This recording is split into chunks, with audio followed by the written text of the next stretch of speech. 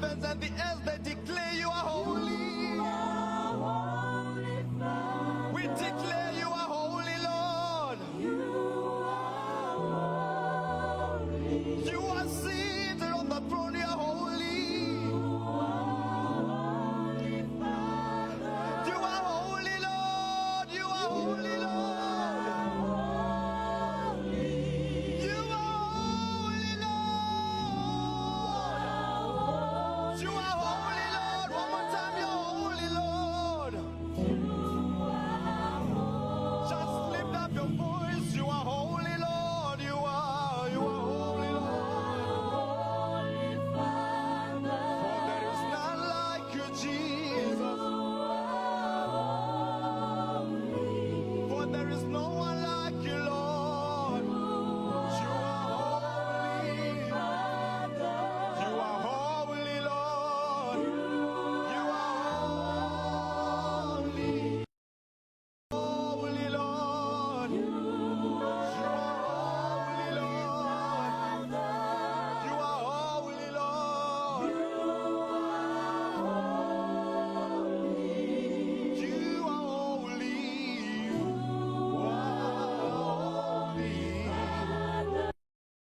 Holy Lord, you are holy.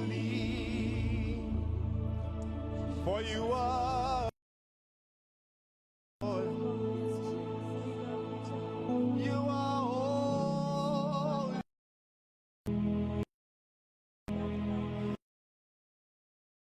Lord. For you are holy. You are holy, Lord. You are holy. You are holy, Lord. You are holy. We love you. We appreciate you. We glorify your name, Jesus. We exalt your mighty name, Lord. We give you all the glory, Lord.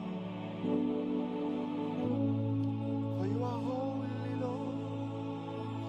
You are holy. Hallelujah. Ndinoda kutenda Mwari wa masimba ose nemukana uno waandipa kuti ndimire panzvimbo ino pamusangano uno wevechidiki. Nyasha dzaMwari dziri pakati pedu. Ndinoda kuremekedza vakuru vedu vari pakati pedu, vatungamiriri vekereke. Ndichiremekedza Baba President Reverend Chiyangwa naamai pamwe chete nedare ravo ravanoshanda naro, our Deputy President Baba Chinyemba naamai, as well as Baba Secretary naamai Reverend Nira. Ndinoda kupfuurira zvekare kuremekedza maoverseer ose vari pakati pedu. Mwari wamasimba ose akuitirei zvakanaka.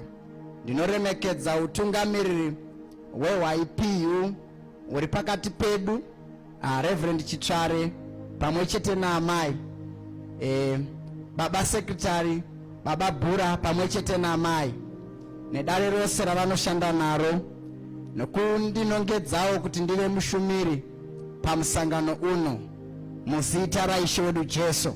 Hallelujah. Ndinoda kuremekedza zvekare Baba Overseer Ndoni kuMasvingo Province, kunova province yandinobva. Mwari wamasimba ose akuitirei zvakanaka. Ndinoda zvekare kuti panguva ino ndiremekedze imi mose kereke yaMwari. Mwari wamasimba ose ngaakuitirei zvakanaka, akuropafadzei. Panguva ino tiri pamusangano uno une dingindira rinoti arise and shine. Ndinoda kuti zvino ndisvike pakuverenga shoko raMwari kubva kutheme scripture yedu iri kuna Isaiah 60 verse 1 and 2. pane mazwi anoti simuka uvheneke, nokuti chiedza chako chasvika, kubwinya kwaJehovha kwabuda pamusoro pako. Nokuti tarira, rima richafukidza nyika, nerima guru marudzi avanhu, asi Jehovha uchabuda pamusoro pako, kubwinya kwake kuchaonekwa pamusoro pako. I shall read again from our theme scripture again, from the book of 2 Kings chapter 7, verse number 2 and 3. Pane mazwi anoti, zvino kwakanga kuna varume vana vaiva namaperembudzi kunze kwesuo. Ivo vakataurirana vakati, tichagarireiko pano kusvika tafa? Kana tikati tichapinda muguta, nzara huru iri muguta, tichandofiramo. Kana tikagara pano, tichafawo. Naizvozvo zvino handei hedu kuhondo dzavaSiria. Kana vakatirega tiri vapenyu, tararama hedu. Kana vakatiuraya, tafa hedu. Ndinoda kuti uzive nokuzvinzwisisa kuti it is not by mistake that you are listening to this message. Mwari wamasimba ose vane chikonzero uye vane chinangwa nekuteerera kwako kwawakaita panguva ino. Shoko raMwari rinotaura kuti Mwari ava havaburusi shoko ravo rikadzokera kwavari risina charaita. It is my greatest pleasure at this moment to acknowledge kuteerera kwawakaita Mwari wamasimba ose vachikuitira zvakanaka. Nenguva ino ndoda kuti nditsanangure mazwi maviri ari patheme yedu anoti arise and shine. Mazwi awa mazwi maviri akasiyana akangobatanidzwa neizwi rinoti end, arise and shine. Pandiri kutaura izvi ndiri kuda kuti munzwisise kuti izwi rinoti arise, it denotes to move from a spiritual depression to a new life. Zvekare izwi rinoti shine means to be radiant with the glory and brilliance of the Lord. It means to get up out of the bed. So, the word arise, it is a verb. It is a command that demands action. The action that we are supposed to take. The issue of arise inawo inoda kuti iwe neni tisimuke, inoda kuti iwe neni tiite something. The moment we take action, Mwari vanoita pavo. Ndinoda kuti iye zvino wakateerera utaure nemunhu ari padhuze newe, umuti ita pako, Mwari vagoita pavo. Patanyerenga pazuva ranhasi ndiIsaya ari kuprofita achiti iye arise and shine. Mazwi emuprofita aburuswa naMwari kukereke yanhasi, kumwaka wanhasi, kugeneration yanhasi, kuyuth yanhasi, kuti arise and shine. Nyaya iripo iri nhau yokuti pane zvaonekwa kuti pane vakazorora, pane vakagara pasi, pane vakavata vari kuda kuudzwa kuti arise and shine. Kana uchinge wasimuka, the shining part inoitwa naMwari. Mwari ndiye anozviratidza, oita kuti ubwinye, oita kuti upenye, oita kuti kupenya kwako kuonekwe. Ndava pane rima rafukidza nyika. Mudikani, arise by faith. Faith is acting upon God's word, asking no question. Nyaya yekutenda mudikani haidi kuti ubvunze kuti zvichaitika sei kana kuti zvichafamba sei. But when you act, paunosimuka uchiresponda to God's word, ipapo Mwari vava kutozviratidza. Arise munyika ine zvinorema, arise munyika ine COVID-19, arise munyika ine homosexuality, arise munyika ine unemployment, arise munyika ine divorces. Zvese izvozvo ndo zvakonzera kuti Mwari vaburise a message in such a time as this inoti iyo arise and shine. Mudikani hama, munyika mune zvirimo zvakaita saizvozvo zvichiafekta vanhu, zvichiafekta vechidiki, zvichiafekta ruzhinji rwavanhu. Songs of Solomon chapter 2 verse number 2 inoti iyo seruva pakati peminzwa ndizvo zvakaita mukunda wangu pakati ndizvo zvakaita mudiwa wangu pakati pavakunda. Ndiri kuda kuti uzive kuti seruva pakati peminzwa, ruva haritadziswi kubhuma nokuda kwokuti riri pakati peminzwa, haritadziswi, harirasi huruva hwaro nokuti riri pakati peminzwa. Rinotobhuma chete, rinotoita chete zvarinofanirwa kuita. Therefore chechi ngaizviratidze, kunyange mukati menguva yakadai chechi ngaionekwe, kubwinya kwaMwari ngakuonekwe kuri pamusoro peupenyu hwako, regardless yemachallenges, regardless yezvakakukomba. Arise and shine. Muri kuti kudi mfundisi?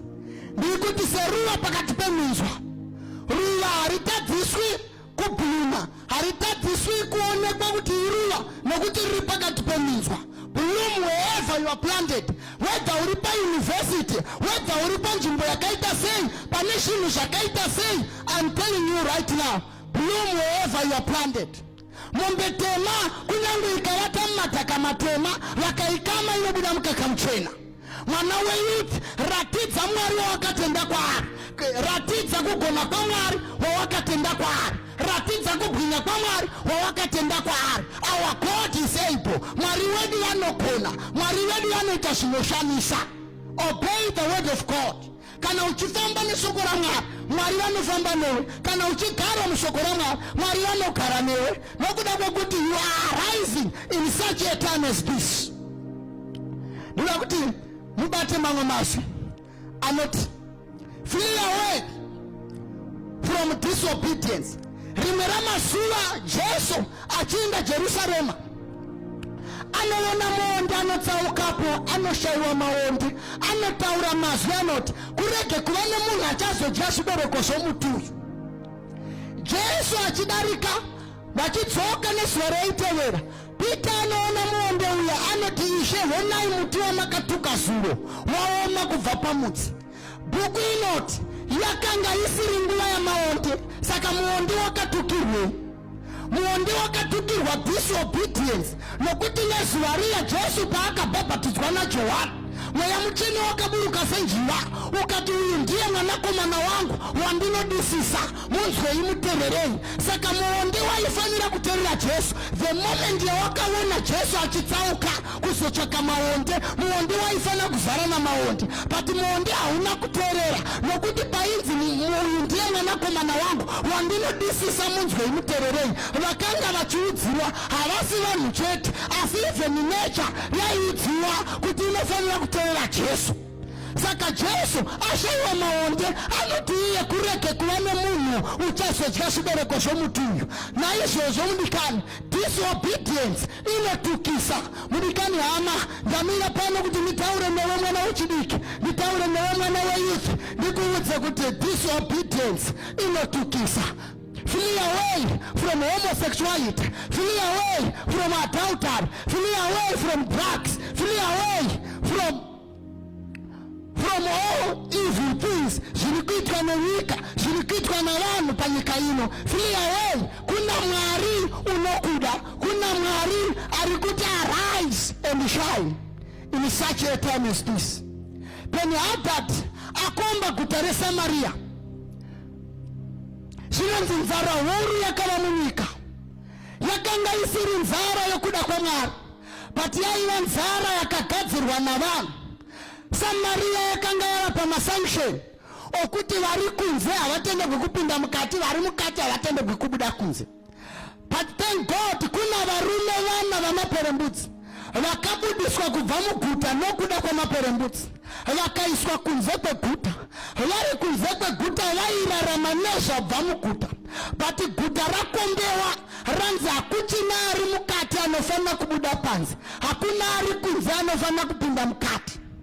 Saka you can actually see kuti varume ava vanga vari pacrisis yakaita sei, vanga vari panguva yakaoma, nokuti vaifanirwa kuvavikira chikafu havasisiri kuvavikira, vaifanirwa kuvaona havasisiri kuvaona. Zvichida uri pano mudikani, zvichida wakateerera mharidzo ino, zvichida wakanditarisa panguva ino mudikani hama, kuna Mwari anokuona panguva inoshayikwa panoshayikwa vanokuona, kuna Mwari anokuziva panguva inoshayikwa vanokuziva, kuna Mwari anokunzwa panguva inoshayikwa vanokuziva, panguva inoshayikwa vanokunzwa. Mudikani hama, panguva yakaita saiyoyo bhuku yangu inoti nzara irimo mukati meguta, vanhu vachidya musoro wembongora, vanhu vachidya vana, vanhu vachidya matoto enjiva. Izvozvo hazvikonesi munhu waMwari ari mukati meguta kuprofita. Unoti mangwana chiyero chakatsetseka, chiyero chimwe cheupfu hwakatsetseka chichatengeswa neshekeri rimwe.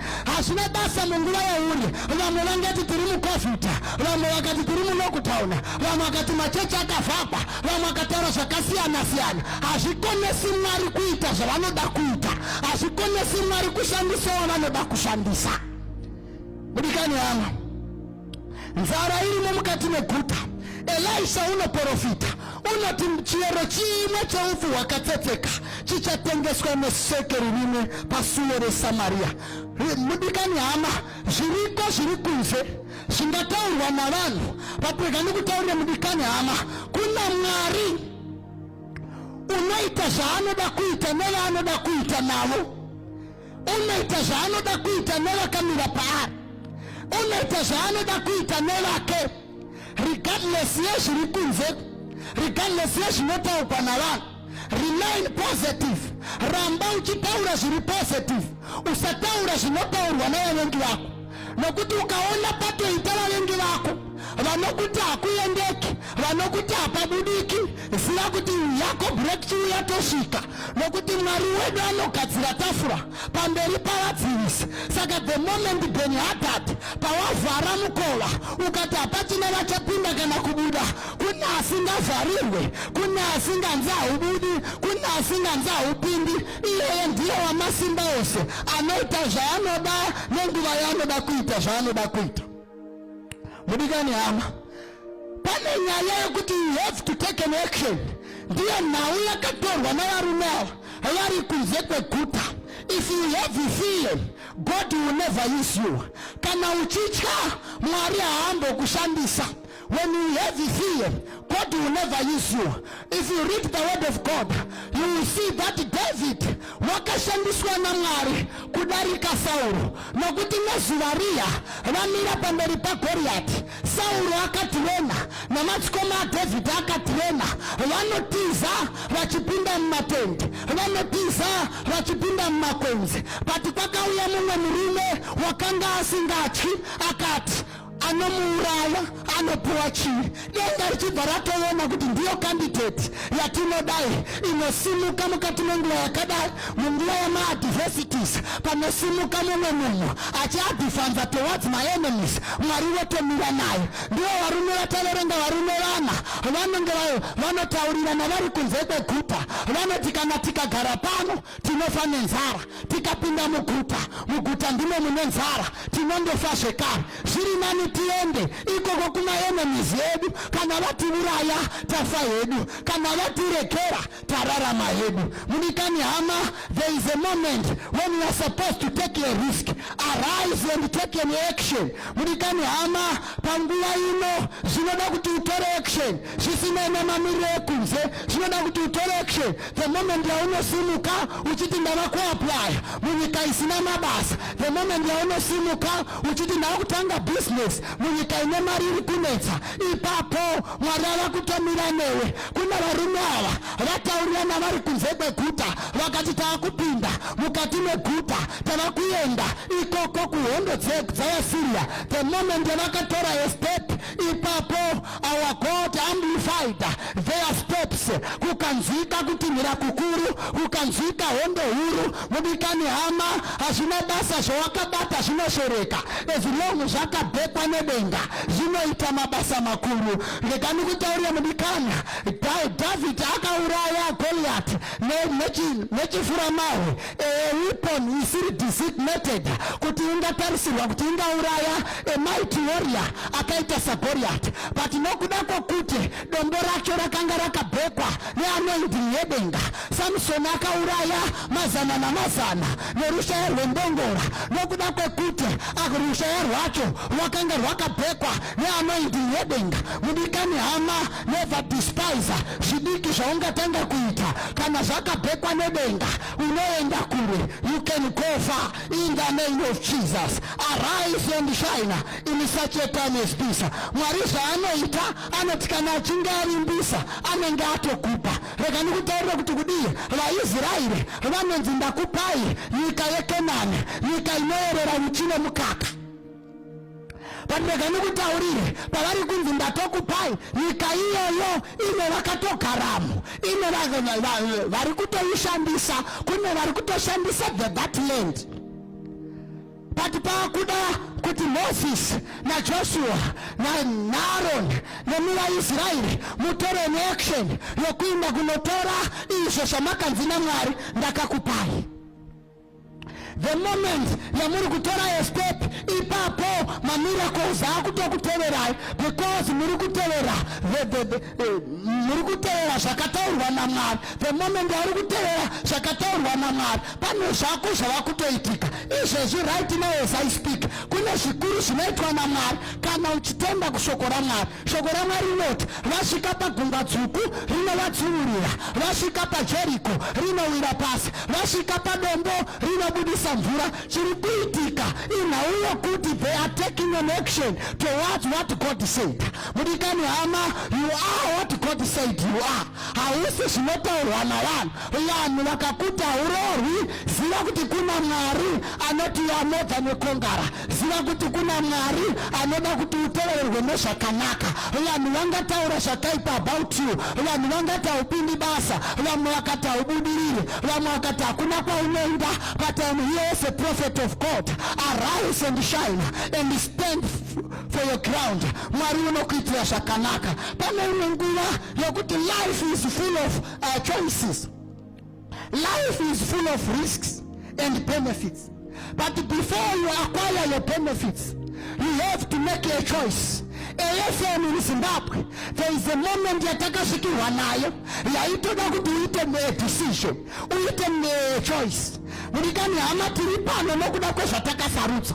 Hazvinei kune vaitiretena, hazvinei kune vaitaura kuti hakuna kwamunoenda. Mudikani hama, the moment you take a step basing on what God said, you will never fail. Asi Mwari unokuitira zvakanaka nezita raJesu Kristu. Rega ndikutaurire kuti kudii, there is a moment when you take a risk. Paunotora a risk, Mwari vanomira newe. Mwari havakunyadzisi. Hazvina basa David hauna kutrena. Mudikani hama, but the fact yokuti uri kutora a risk uchivirwa naMwari, anoti handiuyi pauri nemunondo kana nechimwe zvese, ndiri kuuya kwauri nezita raJehovha. The moment you dwell pashoko raMwari, the moment you trust our God, Mwari haakunyadzisi. Mwari anomira newe, Mwari anoenda newe kwose kwaunoenda. Before you grab your benefits, rega ndikutaurira kuti there is a risk. VaIsraeri vanonzi muri kuenda kunyika inoerera uchi nemukaka. Rega ndikutaurire kuti uchi haunombi. You have to fight against the beast. Kana warwa neuchi dzacho wozotora uchi. Rega ndikutaurire kuti mukaka haungonongwi. Unototanga warwa nemombe yacho, woisa gashumu, woisa rupu muhuro, woisunga makumbo, wozotora mukaka. The same applies to you. Ngakurege kuva nemwana weiti akagara, ngakurege kuva nemwana weiti anongotaura zvamachallenges asingatauri zvaMwari zvaanogona kutiitira. Rega ndikutaurire kuti kudii, it is the high time that we should rise and take action. Mudikani hama, shoko raMwari roti kudii, Jesu rimwe ramazuva ari paKapenaume achidzidzisa, pakauya vanhu vakanga vachida mutero wetemberi. Ndobva vati kwavari, mudzidzisi wenyu haabhadhari mutero wetemberere. Zvikanzi naJesu kuti tirege kuvagumbusa Pita, tora chiredzo uinde kugungwa, woveya uchatanga kubata ushamise muromo wayo, utore mari ugonobhadhara mutero wangu newako. Rega nikutaurire mudikani, Jesu aigona kungoti, Judhasi pinza ruoko rwako muhomwe izvezvi, mari yatovamo. Pita pinza ruoko rwako muhomwe, mari yatovamo. Asi on this particular day anoti Pita, enda unotora chiredzo uende kugungwa, unobata hove yaunotanga kubata ushamise muromo wayo ugotora mari. Rega nikutaurire kuti kudini, tina Mwari asingadi kuti tigare, anoda kuti tiende kunoshanda. Gunda unotsvaka chiredzo ubate hove, unokanda mugungwa ugobata hove yaunenge watanga kubata ushamise muromo wayo ugotora mari. Hove yauri kundobata haisi nyaya yekuti unogona kuredza, but it is a matter of the command yaMwari. Mwari ndiye ari kukomanda hove yakamedza mari kuti iwe kuzoruma chiredzo chako yepita. Mudikani hama, munyika iri kunzi haina mari navanhu, iwe yako inokomandiwa naMwari kuti iwe. Rega nikutaurire kuti kudii, munyika iri kunzi hamuna mabasa, rako basa ririko. Munyika iri kunzi madivhosi awanda, wako muchato uriko. Our God is able. Mwari wedu vanogona, Mwari wedu vanorwira, Mwari wedu vanochengeta, Mwari wedu vanomira nevavo. Rega nikutaurire kuti kudii, Mwari vakashanda naPaul in the New Testament because Paul was more strategic than other disciples. Rega nikutaurire kuti kudii, Paul anoparidza kwakawanda, ane boldness yaidikanwa nedenga. Paul nerimwe ramazuva unomunzwa achiti, I am not a man of enticing words, but I am a man of demonstration. Mudikani hama, Mwari anoshanda navanhu vedemo, Mwari anoshanda navanhu kuti uzviratidze. Mwari anoda kuti uonekwe, Mwari anoda kuti uite zvikuru nokuda kwenyasha dzake. Ndikutaura kuti kudii panguva ino, ndikuda kuti ndikuudze mudikani kuti Paul anobva ati zvekare nerimwe ramazuva unonzwa audzwa kuti Jerusarema kwaunoda kuendako kuna vanhu vanoda kutaka namatombo. Iye anoti handina kugadzirira kurorha chete, asi zvose nekusva ndichifira vhangeri. Mudikani hama, kune chine chivindi, kune dzine boldness dzinodikanwa, kune mamwe marisks anodikanwa nedenga kuti rigone kukushandisa. For you, if you have fear, God will never use you. Mwari haagoni kushanda nemwende, anoshanda nevanozvivindi, anoshanda nevanomiya naye, anoshanda nevanomutrasta. Mudikani hama, it is high time, it is such a time as this, pakashayikwa vanhu vanokuti arise and shine. Iwe simuka chete upenye. Shoko raMwari rinoti, the word of God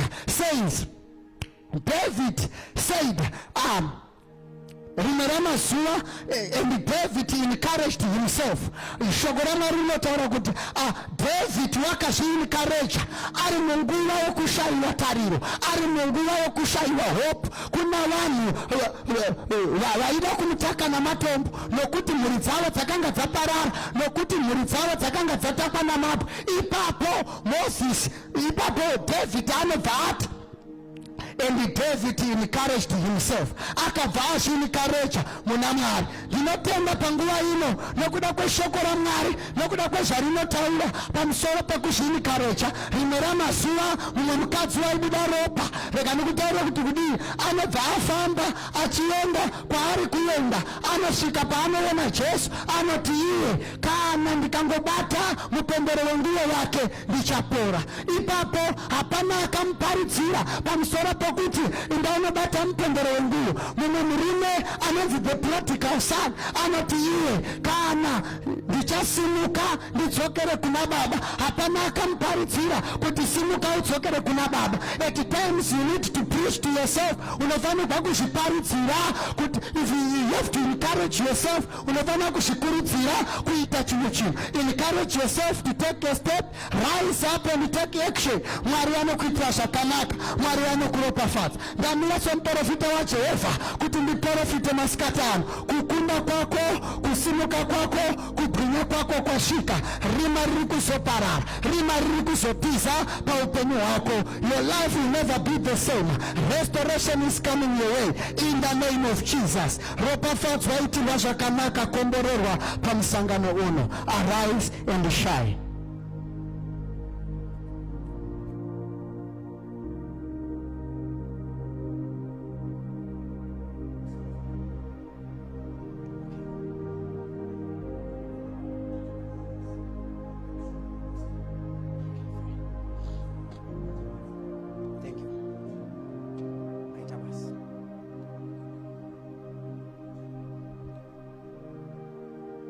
Nenguva ino ndinoda kutora mukana uno kuti ndikukokeya mavadikani kuti musapote musangano wedu.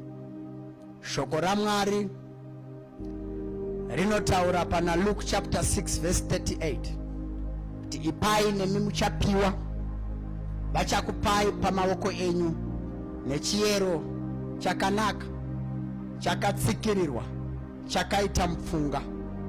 Shoko raMwari roti nechiyero chamunoyera nacho muchayerwawo nacho. Nenguva ino toda kuti tisvike panguva yatinoita collection yedu. The numbers and the details are being shown on the screen.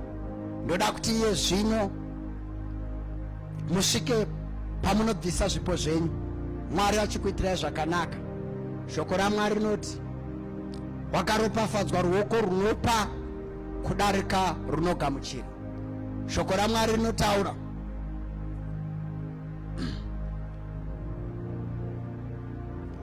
shoko raMwari rinotaura kuti wakaropafadzwa ruoko runopa kudarika runogamuchira. Panguva ino Mwari wedu wakatendeka, Mwari wedu unogona, Mwari wedu unoita zvinoshamisa. Paunotapudza, Mwari wedu vanowedzera, Mwari wedu vanotutsira. May God richly bless you as you come with your offering in the name of Jesus. Simudza ruoko rwako uchiti makana kaJesu. Simudza ruoko rwako uchiti makana kaJesu. Simudza ruoko rwako maneruano makana kaJesu. Simudza ruoko rwako wote makana. Simudza ruoko rwako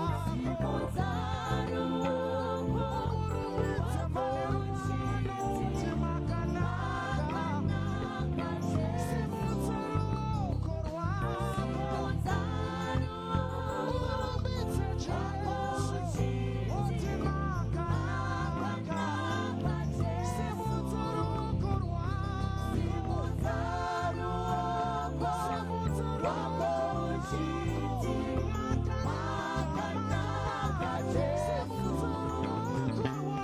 Simudza ruoko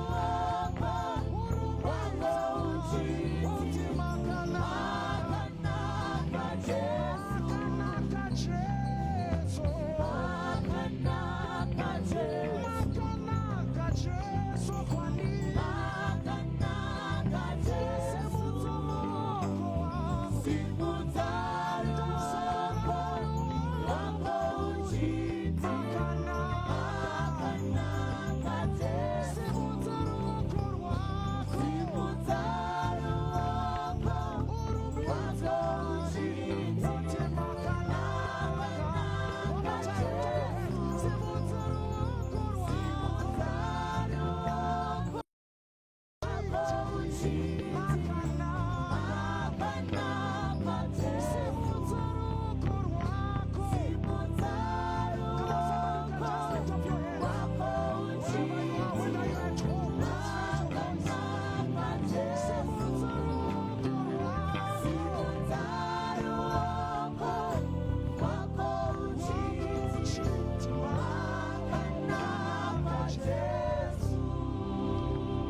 simudza ruoko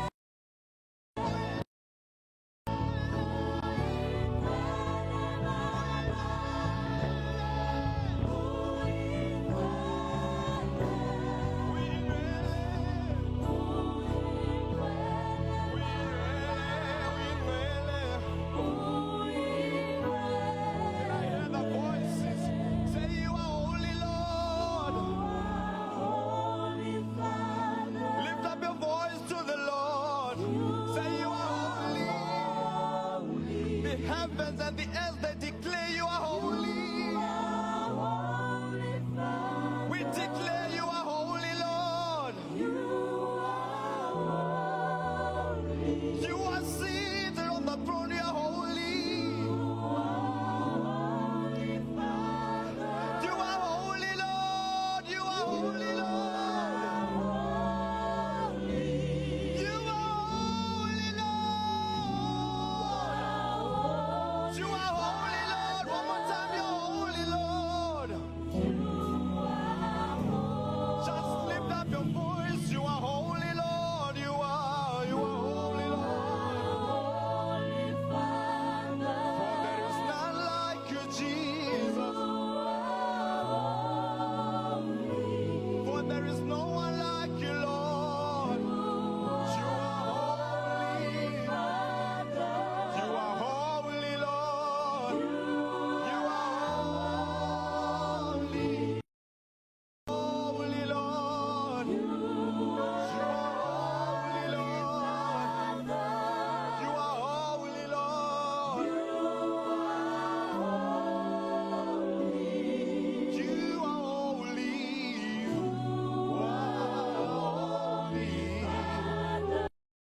are holy, Lord. You are holy. For you are